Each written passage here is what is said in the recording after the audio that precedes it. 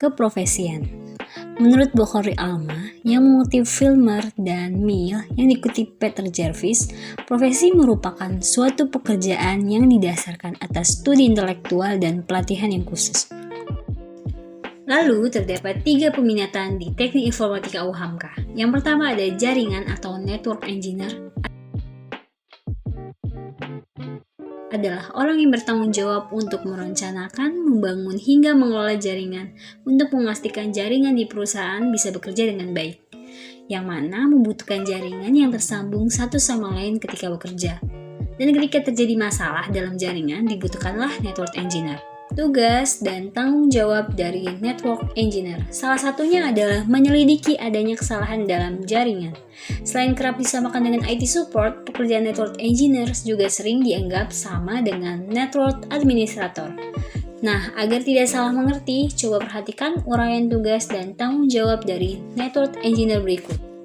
Pertama, memasang, mengkonfigurasi, dan mendukung peralatan jaringan termaksud akselerator wide area network, server proxy, router, DNS, dan DHCP. Kedua, menyelidiki apabila ada kesalahan dalam jaringan, melaporkan status jaringan kepada pemangku kebijakan. Ketiga, merancang dan mengimplementasi solusi jaringan baru atau memperbaiki jaringan yang ada. Keempat, pengadaan peralatan jaringan atau subkontraktor yang terlibat dalam instalasi jaringan. 5. Memaksimalkan kinerja jaringan melalui pemantauan dan pemecahan masalah yang berkelanjutan. Keenam, memperbarui peralatan jaringan ke rilis firmware yang lebih baru.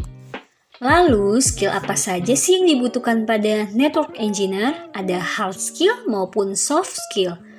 Yang pertama, hard skill. Hard skill yang dibutuhkan network engineer adalah pemahaman tentang firewall dan keamanannya.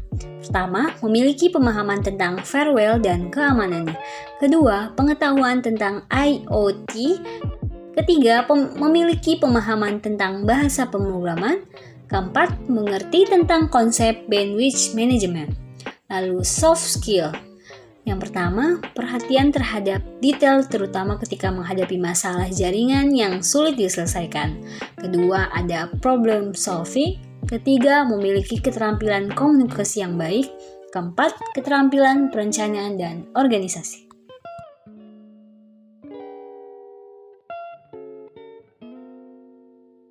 Lalu selanjutnya, peminatan kedua ada multimedia.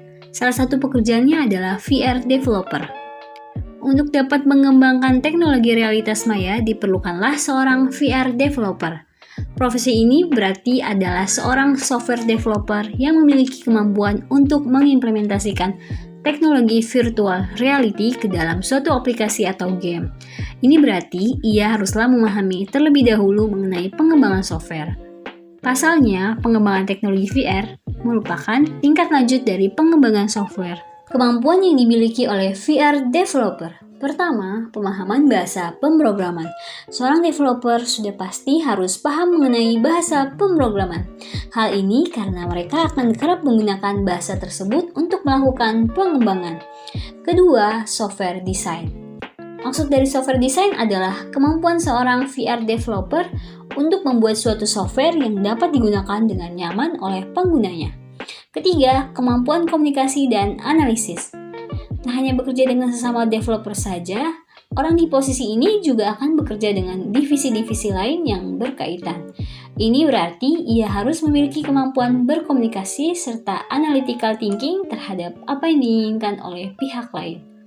Keempat, kemampuan pengembangan teknologi 3 dimensi. Seperti diketahui, VR membuat pengguna dapat merasakan langsung atau berada dalam suatu situasi.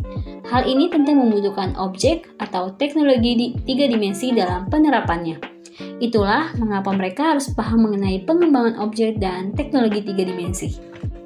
Kelima, pemahaman mengenai tools VR. Pengguna dapat merasakan VR ketika menggunakan tools atau perangkat tertentu seperti Oculus dan sebagainya.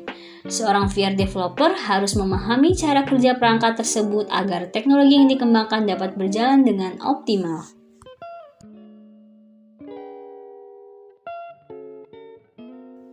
Peminatan yang terakhir adalah RPL atau rekayasa perangkat lunak. Salah satu pekerjaannya adalah web developer, yaitu orang yang bertugas membuat dan mengembangkan website, atau istilah lainnya yaitu web development. Secara garis besar, tanggung jawab web developer adalah menghasilkan sebuah website atau aplikasi, seperti tombol menu, kotak pencarian, dan sebagainya. Selain itu, mereka juga memastikan performa website supaya optimal. Meski begitu, peran web developer juga tergantung dari skill yang dimiliki. Berikut ini adalah jenis-jenis web developer. Yang pertama ada back-end developer. Web developer yang mempekerjakan berkaitan dengan server. Mereka bertanggung jawab memastikan agar website selalu cepat, aman, dan berfungsi sesuai tujuan penggunaannya. Yang kedua, front-end developer, mendesain antarmuka di website.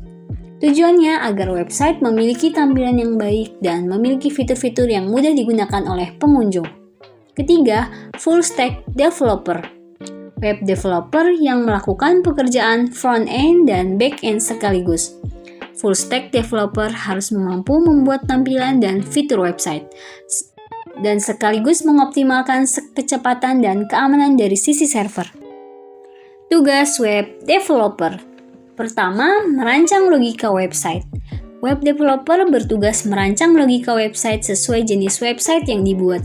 Misalnya untuk membuat toko online, developer bisa membuat alur agar setiap pengunjung diarahkan untuk membuat akun atau login, sebelum akhirnya memilih produk dan melakukan pembayaran.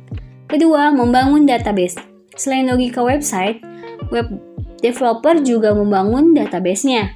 Database berfungsi menyimpan data website seperti berbagai foto dan informasi produk, akun pengunjung, dan data pemesanan.